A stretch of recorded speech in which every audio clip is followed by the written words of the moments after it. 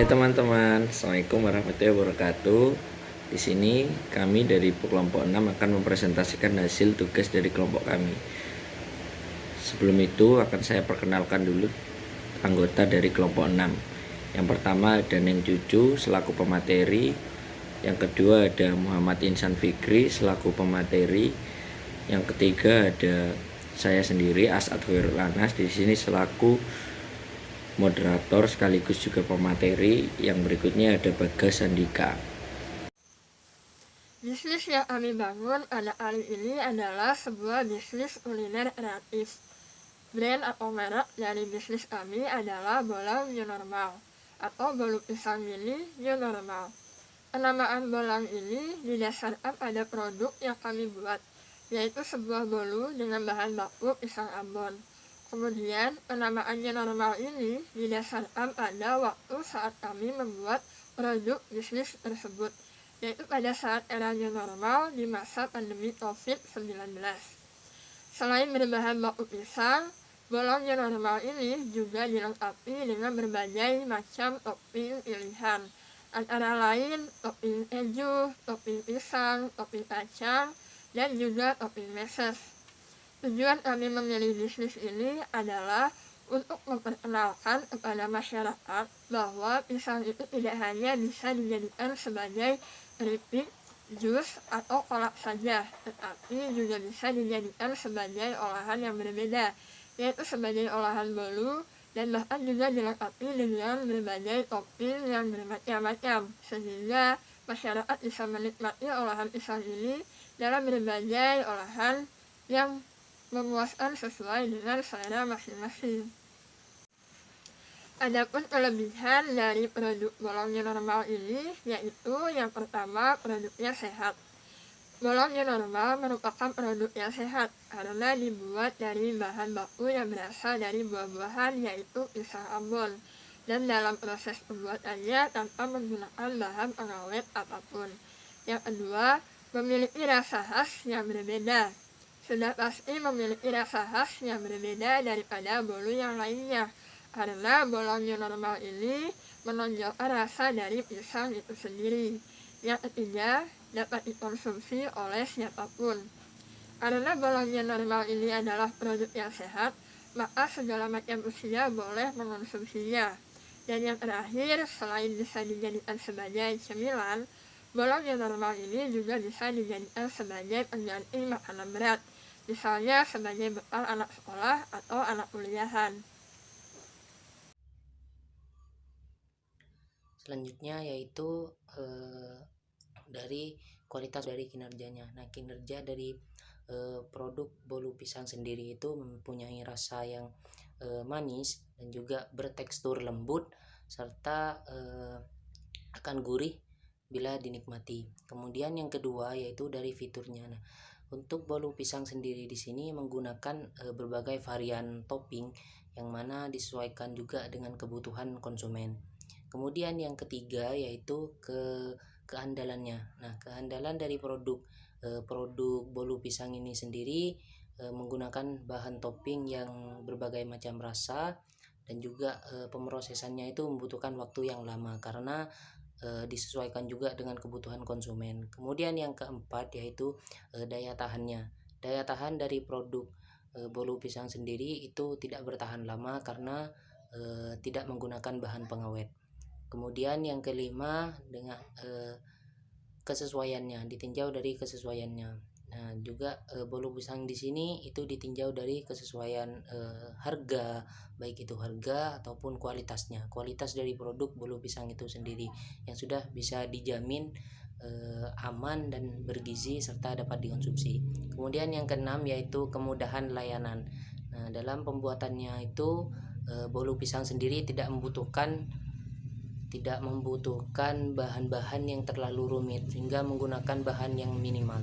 Di sini saya akan menjelaskan terkait estetika dan juga kesan kualitas. Jadi di dalam secara estetika bolu pisang ini akan ditambahkan berbagai topping menarik untuk menambahkan cita rasa. Jadi topping juga tidak berfungsi sebagai penambahan cita rasa. Nantinya topping ini juga berfungsi untuk menambahkan unsur keindahan di dalam bolu pisang itu sendiri. Dan juga dalam segi pengemasan nanti akan dikemas semenarik mungkin agar mempunyai nilai estetika tersendiri, dan juga akan meminimalisir jumlah plastik yang akan digunakan dalam pengemasan, dan juga itu juga berpengaruh pada unsur estetika dari bolu pisang itu sendiri. Yang berikutnya yaitu kesan kualitas. Jadi dalam kesan kualitas ini nama brand juga sangat berpengaruh ya terhadap bolu pisang ini nanti, karena bagaimanapun konsumen pasti yang pertama dilihat adalah nama brand, dan juga pengemasan juga akan berdampak pada kesan kualitas itu sendiri. Ketika pengemasannya menarik dan unik, tentu akan meningkatkan kesan kualitas tersendiri ketika barang tersebut sudah berada pada tangan konsumen. Dan juga bentuk yang menarik serta inovasi-inovasi yang baru. Materi yang berikutnya yaitu rincian anggaran biaya. Di sini terbagi menjadi dua, ada biaya variabel, ada biaya tetap. Total dalam biaya variabel ini terhitung 279.000. Yang berikutnya yaitu biaya tetap, di mana biaya tetap ini tercatat pada peralatan yang dibutuhkan dalam pembuatan bolu pisang. Total dalam biaya tetap terhitung 6.898.000.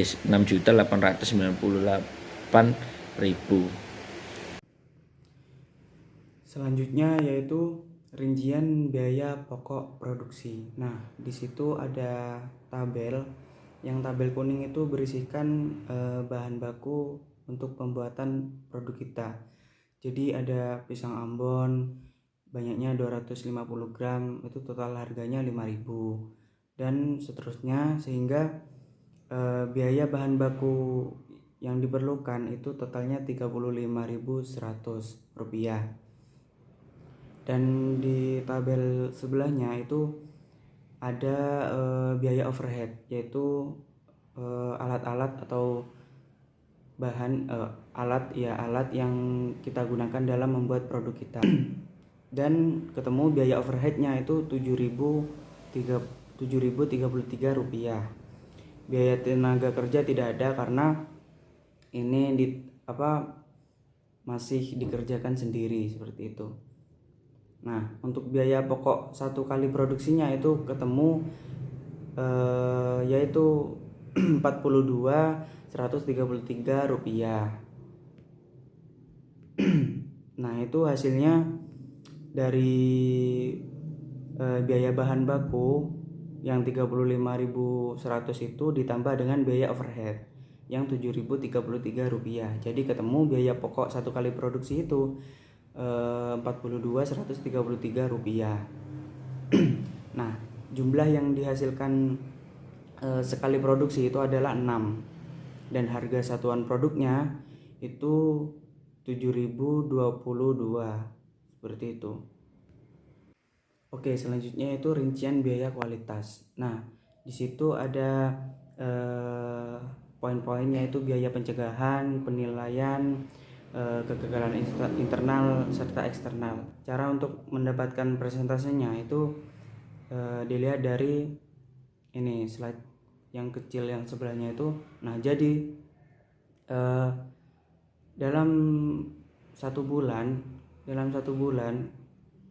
kita itu mendapatkan total biaya itu 1.263.990. Itu hasil dari biaya hasil sekali produksi dalam satu hari itu 42.133 dikali 30 hari dalam satu bulan. Dan berjumlah total biaya satu bulan itu 1.263.990.000. Nah, 990 rupiah. Nah, dari biaya kualitasnya itu cara menghitung persentasenya itu adalah total biaya keseluruhan dalam satu bulan itu dibagi dengan total biaya dari poin-poin entah pencegahan, penilaian. Yang saya misalkan itu kan pencegahan ya. Jadi total biaya satu bulan 1.263.990 rupiah itu dibagi 90% dan dibagi persentasenya selama satu bulan yaitu 20%.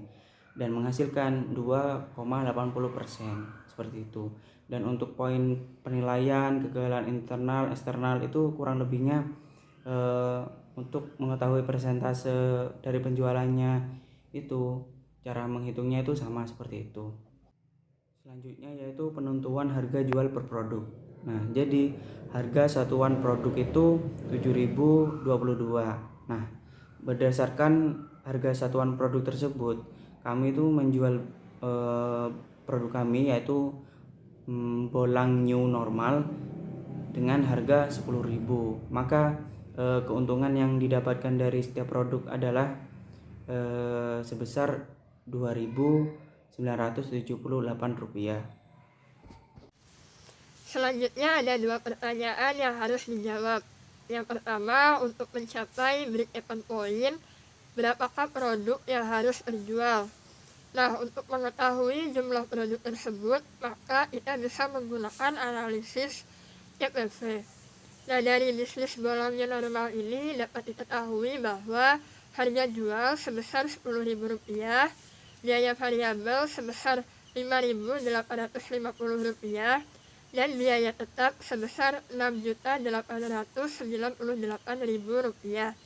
Kemudian untuk analisis FFV, maka rumusnya adalah penjualan dikurangi dengan biaya variabel dikurangi dengan biaya tetap. Dan hasilnya didapat sebanyak 1.662 unit. Maka untuk mencapai BEP di dalam bisnis bolang new normal ini diperlukan sebanyak 1.662 unit. Kemudian untuk mengetahui total pendapatan, jika sudah BEP maka tinggal mengalikan harga jual dengan kuantitas yang didapat, yaitu 10.000 dikali dengan 1.662 unit, yaitu sebesar Rp16.620.000. Pertanyaan yang kedua, apabila ada pelanggan yang memesan sebanyak 500 unit dan meminta diskon sebesar 15%, apakah kalian akan menerimanya? Jelaskan argumen kalian menggunakan pengambilan keputusan aktif. Nah, untuk menjawab pertanyaan tersebut, yang pertama kita harus mengetahui pendapatan sebelum diskon 15%, HPP per produk, jumlah diskon, dan juga pendapatan yang didapatkan setelah diskon 15%. Nah, untuk pendapatan produk sebelum diskon adalah sebesar Rp5.000.000. Nah, untuk bahan bakunya yaitu sebesar Rp35.100. Untuk biaya tenaga kerja langsungnya itu tidak ada karena kami tidak menggunakan karyawan. Dan untuk overheadnya itu sebesar Rp7.033.